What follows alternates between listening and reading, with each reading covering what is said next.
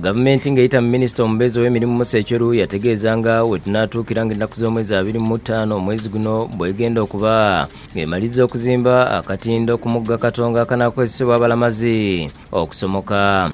We are going to do whatever it takes to make sure that by the 25th or thereabout when they arrive there, at least the pedestrian walkway will have been created to enable the Christians to comfortably march into Namugongo without adding into their responsibility the 70 kilometers. Kyokka embeera eno etabudde abakulembeze b'Empigi oluvannyuma lw'okubanga n'okutuusa kati tewali kigenda mu maaso n'okukolebwa.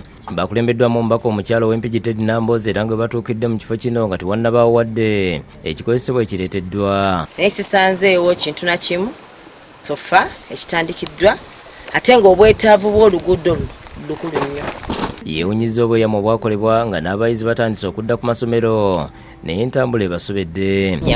Ku ssaawa zino ali down takola bantu bange wali embizi nnya tebakola kitegeeza kintu lwaleero gavumenti situka akasente konna akaliwo musituke tujje tulabe ekyokulya n'ekya fees abaana baffe tubabe nti bo nabo bakwatiddwako mu ngeri enjawulo. Atuuseeko ku mwalo gw'e Namirembe abantu mu kiseera kino gwe bakozesa okusomoka okugenda mu bitundu eby'eggolo nabyewanga n'ebirala okulaba engeri gye batetenkanyamu kyokka nga nawo abasaabaze bangi. Kaakati wano omutwalire 2,000 okumutuusa mu lyato. Abantu balajjanidde gavumenti ku bukooti bw'oku Mazzi ssaako n'okubawa ebyuma okwerula ekisamba. Katonga gy'ovudde emitwalo 46 tusaba gavumenti ekola obwangu kulaba nti abantu bali bafuna bye bayita.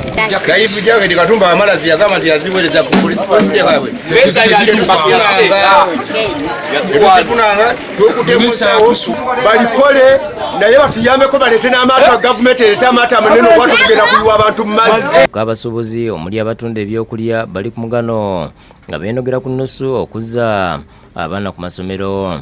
Bajja balindalindako nange malofu nayo kasente embeera singungi. Etuwe ntonchi kuba mukatinitini era nga bwe bimanyi byakwetetenkanya. Abakola ogw'obetisi nabo basambira mabeganga jjanzi. Luno olw'olutindo lwabomoka awo naye taddamu kuvuga okumala omwezi. Balombojjedde omubaka obuzibu bwe basanga omuli amaato okutambula akasoobo. Kuba olirimu ebikongero bino nga omubira Katonga oli bwe yayabika naffe twafuna embeera no gye mwalaba wano ne tulaba Katonga oli nga yayabise bino ebintu n'abibula kuba n'abiyingiza mu mwalo nga olulaba.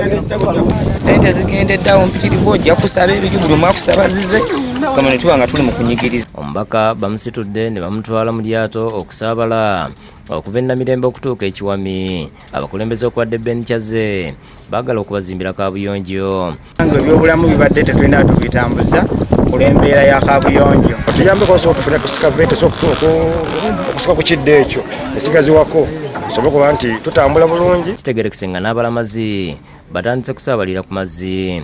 Omugga Katonga gwabooga ku ntandikwa y'omwezi guno ekyaviirako n'olutindo okubomoka oluguudo oludde e Masaka ne lweyawulamu ekikalubiza entambula. Joseph Kinobe yakusakidde gwino ku Bukedde TV.